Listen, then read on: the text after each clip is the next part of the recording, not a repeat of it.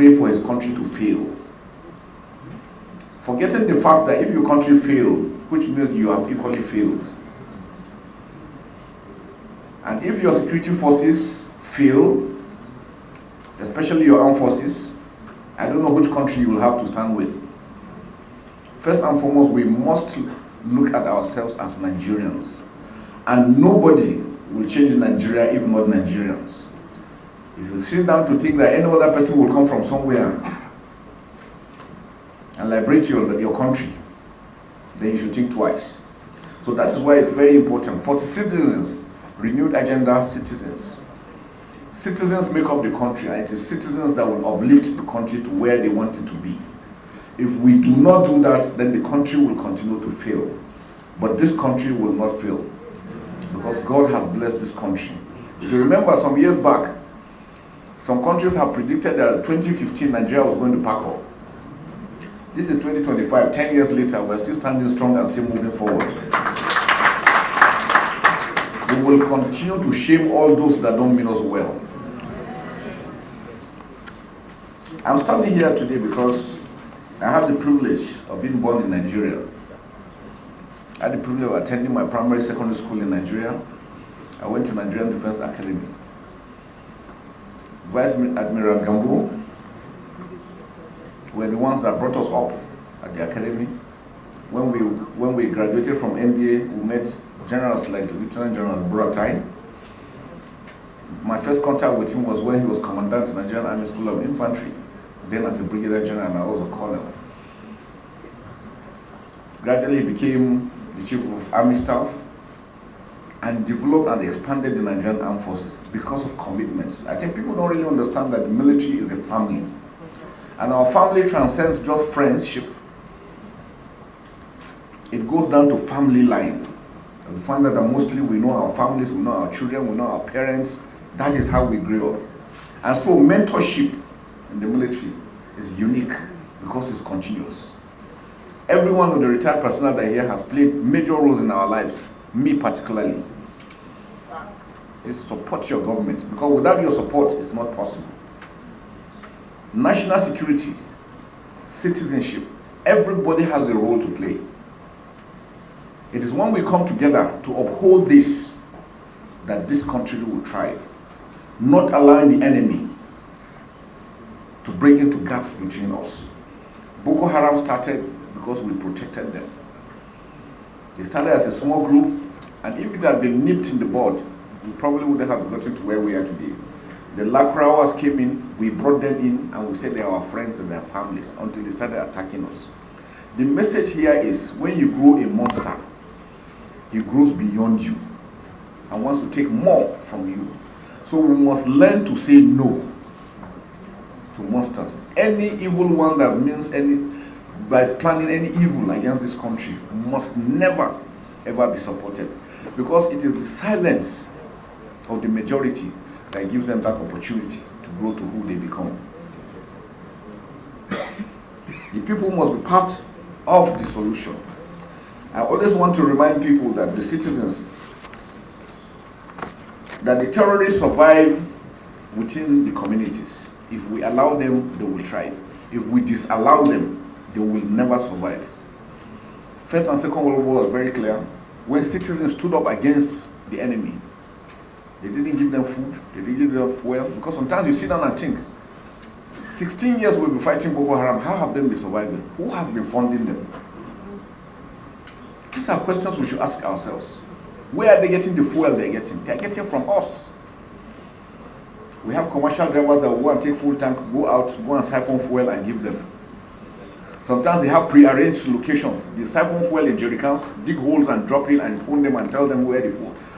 These are the people that keep them going. So why are we doing this to ourselves? What is the motive? Are you going to be happy if your country fails? You want to be a refugee or an IDP somewhere else? Those are questions we must be able to ask and answer. This is why forums such as this are invaluable. They provide a platform for citizens to receive first-hand information from government and security practitioners.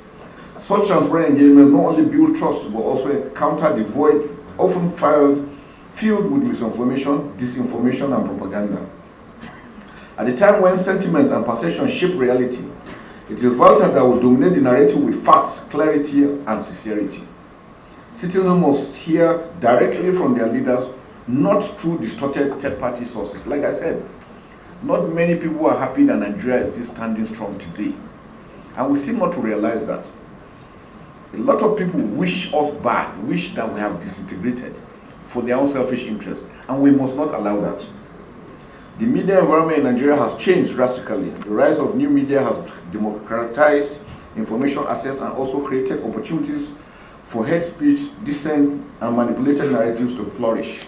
Social media. If you notice, most of the videos that are being peddled are videos of old or maybe some other countries, and they make it look as if it is true or it is recent. And sometimes we carry it hook, line, and sinker.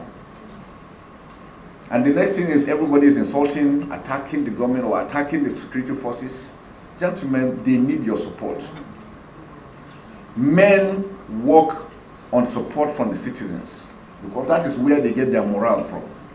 If the morale of your troops fails, they will never be able to do their work. And that's why it's important that for whatever we do, we should pray for them, we should support them, we should commend them. They are humans just like every other person. They have families.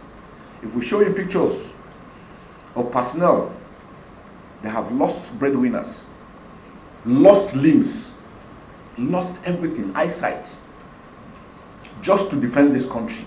So sometimes when you go to bed and you lie down and you sleep and you close your eyes and you put your AC or you don't have AC or you sleep and you dream, remember that there are some people that are standing there in their trenches from morning till evening every day to ensure that you are able to go to your room and sleep.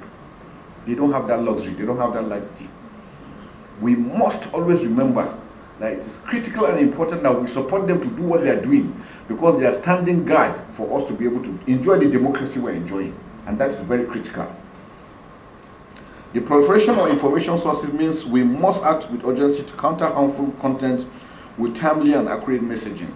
Sometimes when you see our reportage, it looks as if we're happy when troops are killed. When we achieve success, it goes quiet. But once a soldier or somebody is killed or something, you will see the flashes. So the tendency is, who are you doing that for? Always remember that if your security forces fail, you don't have a home. You'll be a refugee in somebody else's country. And I don't know if that is what you are praying for. So we must ask ourselves those questions. We in government and the security agencies must seize opportunity, conventional and digital media as tools of truthfully informing Nigerians about security development, especially during times of crisis. And that is why, since we came on board, we have been open. We have never shied away when we make mistakes. We allude to it and we make a redress. We take action and try to prevent in future because we are human beings. The good, the bad, and ugly exist everywhere. And remember, we recruit for the society.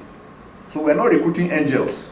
We are recruiting Nigerians. So they will come with the baggage. But the system has a way of identifying them and prosecuting them so that they don't give us bad names. And that's why it's important. Nigerians are security, especially during times of crisis, of course. Such communication must be weighed against what is permissible under national security.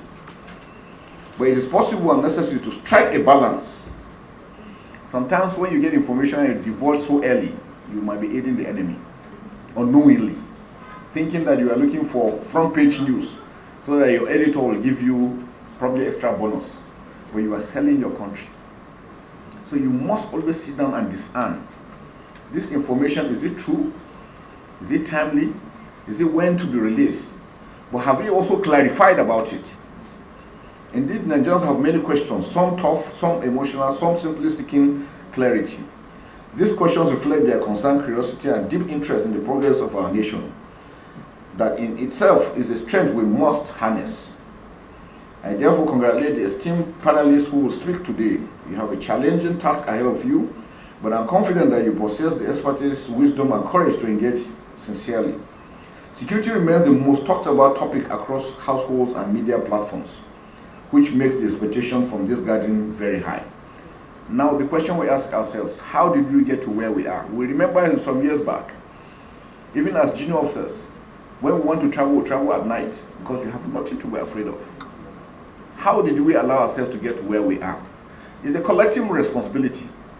It's not a matter of pointing fingers at any other person. We all went to sleep when things started falling until where we are today. So if we want it to stop, then we have to walk back to how it is supposed to be. I look at the aspect of looking at Nigerians. Firstly, we must learn to love one another. We must learn to love our country. It's only in Nigeria, sometimes you hear when something happens, Nigeria is bad, Nigeria is terrible, we're this, we're that. Go to other countries and see what happens. Where everybody protects its sovereignty, we to go ahead. So these are aspects that we should look at. I look at the aspect of good governance, which is critical. Dividends of democracy, local government autonomy. These are aspects that will help in securing our country. Because if you have a state with 20 local governments, and you have 20 local government chairmen working, insecurity is localized. They would individually be able to deal with the security situation within their local government before it comes to the collective as a state. These are aspects that we have to look at. Do we have a comprehensive database as Nigerians? We need a census that will capture every Nigerian in the world, not only in Nigeria. If you go abroad and you do the crime, you will easily be caught. Why? There's a database to fall back on. If they get your picture or your fingerprint on your signature or anything about you, you could be traced. That makes it a lot easier. Do we have that now? Border management is very critical. I've had countries, because of the level of insecurity they had to fence their borders. I know sometimes when you mention, people say, no, it's not, it's impossible. Pakistan fenced 1,350 kilometer border with Afghanistan. That was the only time they had peace. Saudi Arabia and Iraq, 1,400 kilometers fenced completely. Can we start thinking of fencing our borders? We have 1,500 kilometers with Niger Republic, 1,900 kilometers with Cameroon. Chad is there. All over us, surrounded by Francophone countries, and the Sahel is heating up. Gentlemen, if we don't do anything, when the Sahel falls, it is Nigeria that everybody is interested in. Because they believe Nigeria is huge, Nigeria is big, Nigeria is rich. And that is what we should start thinking about. How do we secure fully and take control of our borders? It is critical for our survival. It is critical for our sovereignty. We must not shy away from these things. It might be expensive. It will be penny wise, pound foolish if we don't. We must stand up to be counted together as Nigeria for Nigeria. As I conclude, let me once again commend the Director General and the CEO of Voice of Nigeria for the foresight to actualize the important and timely initiative.